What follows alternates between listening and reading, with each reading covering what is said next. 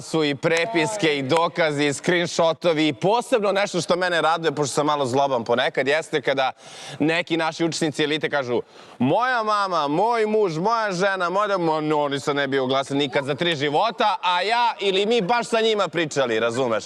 To najviše volim. Nego da se mi vratimo na ovu temu koju smo govorili malo čas, Aneli, nastavit ćemo pre nego što čujemo Janjuša. Imam još nekoliko pitanja za tebe.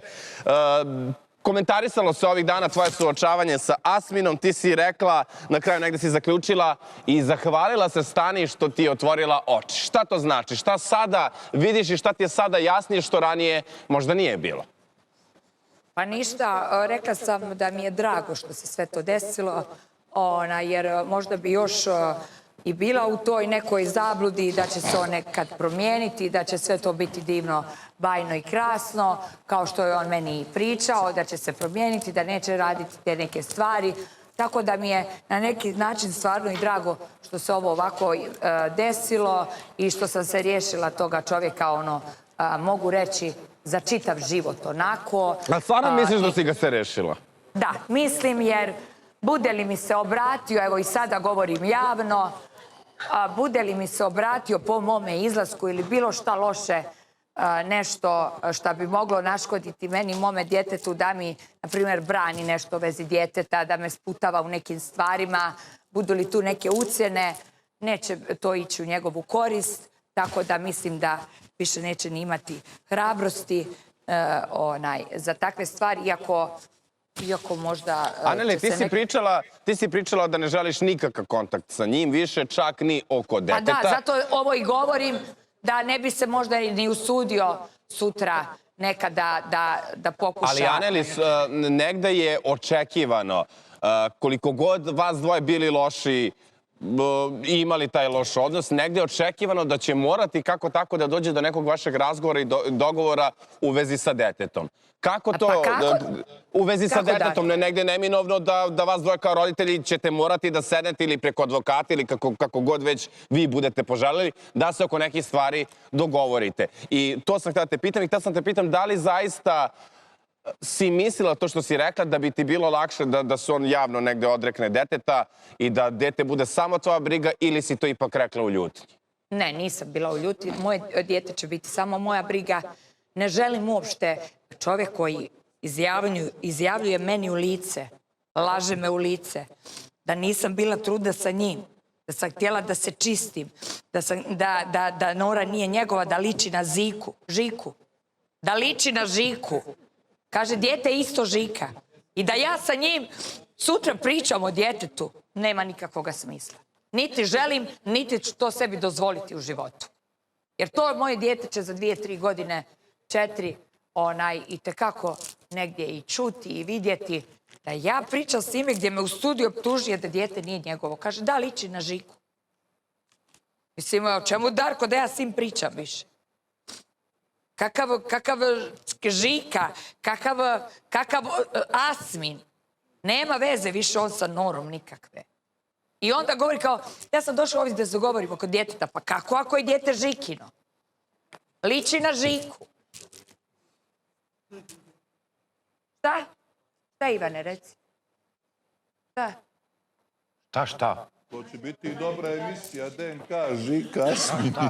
Evo ovdje Janjuš govori DNK emisija, sprdaju se sa mnom i sa mojim To djetetom. apropo Divne i Marka i Žikinog sina. Kako? Pretpostavljam da mu je to bila asocijacija apropo Divne i Marka i Žikinog sina, ako si upoznat u taj Pa ne znam, ali ja nikad ne bi njegovo dijete tako uporedila sa nikakvom emisijom. Jel te boli sad ovo što čuješ? Naravno da da. Smešno je Marko i divna budalo jedna. Osudite me, molim vas. Nisam ja tu da sudim. Ma ne ti, Darko, brate dragi, nego ovi ovde. Aneli, htio sam da te pitam još nešto. Kako si se vratila u kuću iz studija, to si pričali u ponedeljak uveče, a i potom i narednih dana, Asmin sve laže, čovek sve laže, sve je slagao, slušala sam ga, sve je slagao.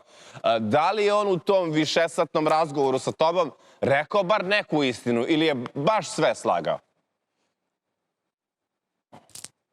Pa uglavnom ono što sam ja njemu postavljala je on slagao.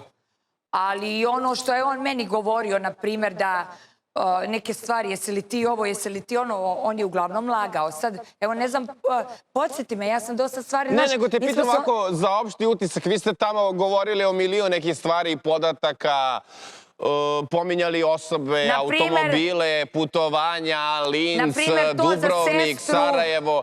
Mozak mi se pretvori u kašu kao i mnogima. Slagao je za sve ono što sam ga pitala, za ženidbu, za sve ono što sam ja njemu postavila je on slagao.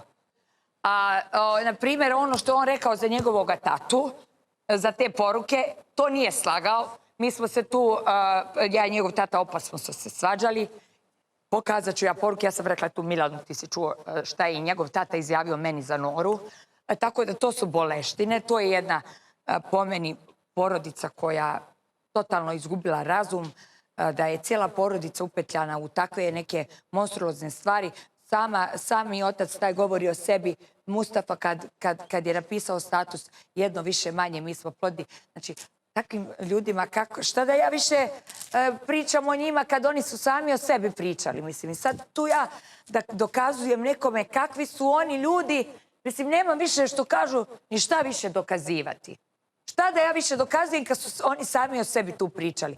Pa nisi mi bila žena, pa nisi ovo, nisi ono, a story tamo moja najbolja žena s kolicom, znači kako ti sam, pa slike u mom telefonu, zajednički život, snimci. Ja sam više puta rekla da se odarhiviraju one na TikToku snimke naše, ja ne znam je se to odarhiviralo, ako neko zna da se to arhivira, neka odarhivira. Mislim, to su sve laži, ono, da me čovjek nije poljubio, mislim, godinu dana, da nije vodio ljubav sa mnom godinu dana, koliko? Da me je varao, da onda ja imam da dokaz gdje je spominjao tu plavu neku ženu, pa mi je nakon sutradan rekao da me je iskušavao, da me teo da pravi ljubavno i za to imam prepiske. Znači, sve je on slagao. Ja ga samo jednom prepiskom mogu demantovati. To je samo nije slagao to za svađe naše, familijarne, s njegovom mamom, s njegovom tatom, za sestru to, i nije slagao to za čašu. Slagao je, rekao je flaša, a nije bila flaša nego čaša. Da. Rekao je za katalog taj, što je bolesno, znači on, znaš, na sve načine je nekako pokušao da mene kao, ti se meni zgadila, kaže, kad sam saznao ko si ti, pa ja pitam njega kad si ti saznao ko sam ja, ono, u mom ulasku je vjerovatno kao saznao ko sam ja, znaš. Pa kako ti se nisam gadila, rekao je da sam mu se zgadila i kad sam se porodila, jel tako? A onda sam ti se zgadila i kad si saznao kao ko sam ja. Saznao je da sam kao radila u katalogu. Pa ima li neko da potvrdi napolju da je neko mene platio ikada za novac? Neka se oglase ti ljudi. Ja ne bi sigurno došla na televiziju da sam radila za novac. To bi na sve strane bilo vidio ove iz kataloga. Ti si bila sa Asminom, poznaješ ga, znaš njegove dobre, loše strane i tako dalje. On je sada sa Stanijom u vezi. Šta misliš, šta je Stanija dobila ulaskom u vezu sa Asminom? Samo probleme.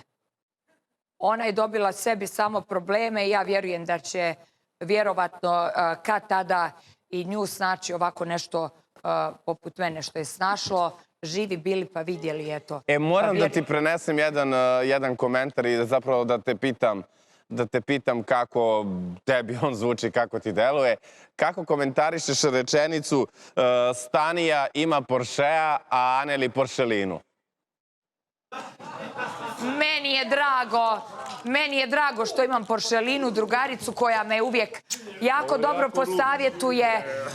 Imaćemo i mi Porschea. Porsche ništa ne znači. Ja ako poželim da imam Porschea, ja ću ga sebi priuštiti.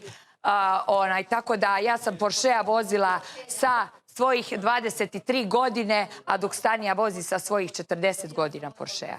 Tako da ja sam se navozala Porschea, ja sam to sve isfurala, što se kaže. A i Poršelina nije za bacanje, jel da? Drago mi je da imam ovakvu prijateljicu, Darko. Jako volim Slađu i jako mi je dobra drugarica, jako iskrena. Nikad me nije uvrijedila. Znala je nekad, kad sam ja nju onako i zapušavat, znala, kad sam jako bila nervozna i kad mi treba taj svoj mir, uvijek je znala to ispoštova i mislim da je Slađa onako pravi prijatelj i da će biti uvijek potreba. Hvala ti, Aneli. Janjuše, dobroveče i tebi. Hajde da čujemo tvoju stranu priče, budući da smo Anelinu čuli. Ti si, Janjuše, u sredu